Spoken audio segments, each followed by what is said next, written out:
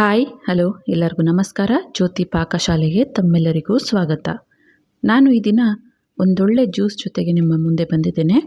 ಈ ಜ್ಯೂಸ್ ತುಂಬಾ ಟೇಸ್ಟಿಯಾಗಿರುತ್ತೆ ಹಾಗೂ ಆರೋಗ್ಯಕ್ಕೂ ತುಂಬಾ ಒಳ್ಳೆಯದು. ಚಿಕ್ಕ ಮಕ್ಕಳಿಂದ ಹಿಡಿದು ದೊಡ್ಡವ್ರ ತನಕನೂ ಈ ಜ್ಯೂಸನ್ನು ಕುಡಿಬೋದು. ಬೆಳ್ಳಗಾಗಬೇಕು ಅಂದವರು ಅಥವಾ ವೆಯ್ಟ್ ಲಾಸ್ ಆಗಬೇಕು ಅಂದವರು ಈ ಜ್ಯೂಸನ್ನು ತಪ್ಪದೇ ವಾರಕ್ಕೆ 3 ಬಾರಿ ತಗೊಳ್ಳೋದ್ರಿಂದ ಒಳ್ಳೆ ರಿಸಲ್ಟ್ ಸಿಗುತ್ತೆ ಅಂತಲೇ ಹೇಳ್ಬೋದು. ಬನ್ನಿ ಈ ಆರೋಗ್ಯಕರವಾದಂತಹ ಹಾಗೂ ಟೇಸ್ಟಿಯಾದಂತಹ ಜ್ಯೂಸ್ ಹೇಗೆ ಮಾಡೋದು ಅಂತ ನೋಡೋಣ. ನಾನಿಲ್ಲಿ ಮೊದಲಿಗೆ ಜ್ಯೂಸ್ ಮಾಡಲಿಕ್ಕೆ ಒಂದು ಚಿಕ್ಕ ಗಾತ್ರದ ಬೀಟ್ರೂಟ್ ಹಾಗೆ ಸಣ್ಣ ಗಾತ್ರದ ಆಗಿರೋದ್ರಿಂದ 3 ಕ್ಯಾರೆಟನ್ನು ತಗೊಂಡಿದ್ದೇನೆ. ಒಂದು ಬೆಟ್ಟದ ನಲ್ಲಿಕಾಯಿ, ಸ್ವಲ್ಪ ಶುಂಠಿ, ಹಾಗೆಯೇ ನಾನಿಲ್ಲಿ ಒಂದು ಆಪಲ್ ತಗೊಂಡಿದ್ದೇನೆ. ಆದರೆ ನಾನು ಇದರಲ್ಲಿ ಅರ್ಧನೇ ಬಳಸ್ತೇನೆ. ನೋಡ್ಬೋದು ಇಷ್ಟು ಪದಾರ್ಥಗಳನ್ನ ತಗೊಂಡಿದ್ದೇನೆ. ಇದಕ್ಕಿನ್ನೂ ಹಾಕ್ಕೊಳ್ಳೋದಿದೆ. ಮೊದಲಿಗೆ ನಾನಿಲ್ಲಿ ಕ್ಯಾರೆಟು ಬೀಟ್ರೂಟನ್ನು ಸಿಪ್ಪೆ ತೆಗೆದು ಕಟ್ ಮಾಡಿಕೊಂಡು ತಗೊಬರ್ತೇನೆ. ನೋಡ್ಬೋದು ಕ್ಯಾರೆಟು ಬೀಟ್ರೂಟನ್ನು ಸಿಪ್ಪೆ ತೆಗೆದು ಸಣ್ಣದಾಗಿ ಕಟ್ ಮಾಡಿಕೊಂಡು ತಗೊಬಂದಿದ್ದೇನೆ. ಇವನ್ನ ಒಂದು ಬಟ್ಲಿಗೆ ಹಾಕ್ಕೊಳ್ತಾ ಇದ್ದೇನೆ. ಕ್ಯಾರೆಟು ಬೀಟ್ರೂಟನ್ನು ಒಂದು ಬಟ್ಲಿಗೆ ಹಾಕಿ ಇದಕ್ಕೆ 1 ಗ್ಲಾಸ್ ಆಗುವಷ್ಟು ನೀರನ್ನು ಸೇರಿಸ್ಕೊಳ್ತೇನೆ. ನಾವು ಇವನ್ನ ಹಸಿವೆ ರುಬ್ಕೊಳ್ಬೋದು. ಆದರೆ ಹಸಿವು ರುಬ್ಕೊಳ್ಳೋದ್ರಿಂದ ಕೆಲವರಿಗೆ ಹಸಿ ಸ್ಮೆಲ್ಲು ಇಷ್ಟ ಆಗಲ್ಲ. ಹಾಗೆಯೇ ನಾವು ಹಸಿವು ರುಬ್ಕೊಂಡ್ರೆ ಶೋಧಿಸ್ಕೊಳ್ಬೇಕಾಗುತ್ತೆ. ಹಾಗಾಗಿ ಈ ರೀತಿ ಸ್ವಲ್ಪ ಬೇಯಿಸ್ಕೊಂಡು ನಾವು ನುಣ್ಣಗೆ ಪೇಸ್ಟ್ ಥರ ರುಬ್ಕೊಂಡ್ವಿ ಅಂದರೆ ಹಾಗೆಯೇ ಕುಡಿಲಿಕ್ಕೂ ಚೆನ್ನಾಗಿರುತ್ತೆ. ಹಾಗೆಯೇ ಶೋಧಿಸ್ಕೊಳ್ಳೋ ಅವಶ್ಯಕತೆ ಇರಲ್ಲ.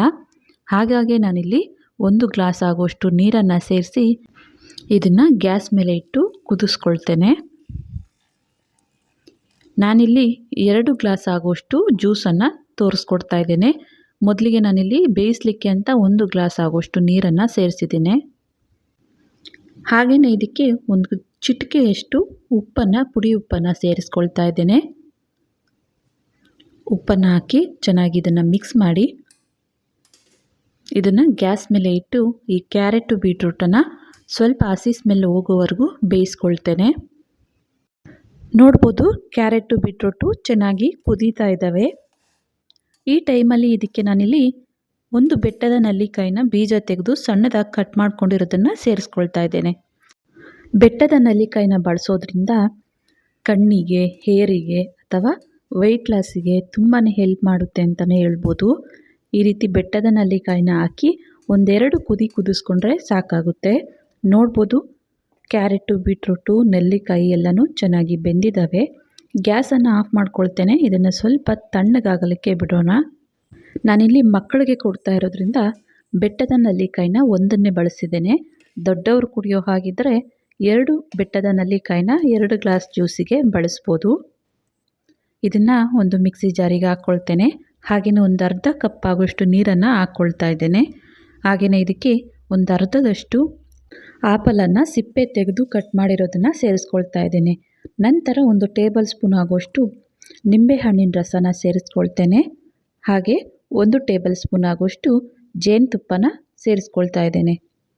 ನಾನಿಲ್ಲಿ ಆಪಲ್ ದೊಡ್ಡ ಗಾತ್ರ ತಗೊಂಡಿರೋದ್ರಿಂದ ಅರ್ಧದಷ್ಟು ಅಷ್ಟೇ ಈ ಜ್ಯೂಸಿಗೆ ಹಾಕ್ಕೊಳ್ತಾ ಇದ್ದೇನೆ. ನಂತರ ಇದಕ್ಕೆ ಒಂದು ಚಿಕ್ಕ ತುಂಡಷ್ಟು ನಾನಿಲ್ಲಿ ಶುಂಠಿನ ಸೇರಿಸ್ಕೊಳ್ತಾ ಇದ್ದೇನೆ. ಶುಂಠಿ ಸಹ ಆರೋಗ್ಯಕ್ಕೆ ತುಂಬಾ ಒಳ್ಳೆಯದು. ಆದಷ್ಟು ಇದನ್ನು ನುಣ್ಣಗೆ ರುಬ್ಕೊಂಬರಬೇಕಾಗುತ್ತೆ. ನೋಡ್ಬೋದು ನಾನಿಲ್ಲಿ ತೋರಿಸ್ತಾ ಇದ್ದೇನೆ. ಎಷ್ಟು ನುಣ್ಣಗಾದರೆ ಅಷ್ಟು ನುಣ್ಣಗೆ ರುಬ್ಕೊಳ್ಬೇಕು. ಆಗಲೇ ಇದನ್ನು ಶೋಧಿಸ್ಕೊಳ್ದೆ ಹಾಗೆ ಕುಡಿಲಿಕ್ಕೆ ಈಸಿ ಆಗುತ್ತೆ. ನೋಡ್ಬೋದು ಎಷ್ಟು ಕಲರ್ಫುಲ್ಲಾಗಿದೆ ಈ ಜ್ಯೂಸು ಅಂತ. ಈಗ ಗ್ಲಾಸಿಗೆ ಸರ್ವ್ ಮಾಡ್ತೇನೆ. ನೋಡಿದ್ರಲ್ಲ ಒಂದೊಳ್ಳೆ ಜ್ಯೂಸ್ ರೆಸಿಪಿ ಮಾಡುವ ವಿಧಾನ. ಮ್ಯಾಜಿಕಲ್ ಡ್ರಿಂಕ್ ಅಂತಲೇ ಹೇಳ್ಬೋದು ಅಥವಾ ಮ್ಯಾಜಿಕಲ್ ಜ್ಯೂಸ್ ಅಂತಲೇ ಹೇಳ್ಬೋದು. ಈ ಜ್ಯೂಸನ್ನು ನೀವು ಈ ಜ್ಯೂಸನ್ನು ವೆಯ್ಟ್ ಲಾಸಿಗೆ ಕುಡಿಬೇಕು ಅಂದಲ್ಲಿ ಬೆಳಿಗ್ಗೆ ಬ್ರೇಕ್ಫಾಸ್ಟ್ ಟೈಮಲ್ಲಿ ಈ ಜ್ಯೂಸನ್ನು ತೆಗೆದುಕೊಳ್ಬೇಕಾಗುತ್ತೆ. ನಾವು ಮಾಮೂಲಿಯಾಗಿ ಕುಡಿಬೇಕು ಅಂದಲ್ಲಿ ಬೆಳಿಗ್ಗೆ ಅಥವಾ ಸಾಯಂಕಾಲದ ಟೈಮಲ್ಲಿ ಈ ಜ್ಯೂಸನ್ನು ಕುಡಿಬೋದು. ನಿಮಗೆ ಇಷ್ಟ ಆದಲ್ಲಿ 1-2 ಐಸ್ ಕ್ಯೂಬನ್ನು ಹಾಕ್ಕೊಂಡು ಈ ಜ್ಯೂಸನ್ನು ಸರ್ವ್ ಮಾಡ್ಬೋದು. ನೋಡಿದ್ರಲ್ಲ ಟೇಸ್ಟಿಯಾದಂತಹ ಹೆಲ್ತಿಯಾದಂತಹ ಜ್ಯೂಸ್ ರೆಸಿಪಿ ಮಾಡುವ ವಿಧಾನ. ಈ ರೆಸಿಪಿ ನಿಮಗೆ ಇಷ್ಟ ಆಗಿದೆ ಅಂದ್ಕೊಳ್ತೇನೆ. ಇಷ್ಟ ಆದಲ್ಲಿ ಈ ವಿಡಿಯೋಗೊಂದು ಲೈಕ್ ಮಾಡಿ. ಯಾರೆಲ್ಲ ಸಬ್ಸ್ಕ್ರೈಬ್ ಮಾಡ್ಕೊಳ್ದೆ ವಿಡಿಯೋ ನೋಡ್ತಿದ್ದಲ್ಲಿ ಪ್ಲೀಸ್ ಸಬ್ಸ್ಕ್ರೈಬ್ ಮಾಡ್ಕೊಳ್ಳಿ. ಈ ವಿಡಿಯೋ ಹೇಗೆ ಅನ್ನಿಸ್ತು ಅಂತ ಕಮೆಂಟ್ ಮಾಡಿ. ಹಾಗೆ ಈ ವಿಡಿಯೋ ಇಷ್ಟ ಆದಲ್ಲಿ ನಿಮ್ಮ ಫ್ರೆಂಡ್ಸ್ ಆ್ಯಂಡ್ ಫ್ಯಾಮಿಲಿ ಮೆಂಬರ್ಸ್ಗೆ ಈ ವಿಡಿಯೋನ ಶೇರ್ ಮಾಡಿ. ಧನ್ಯವಾದಗಳು.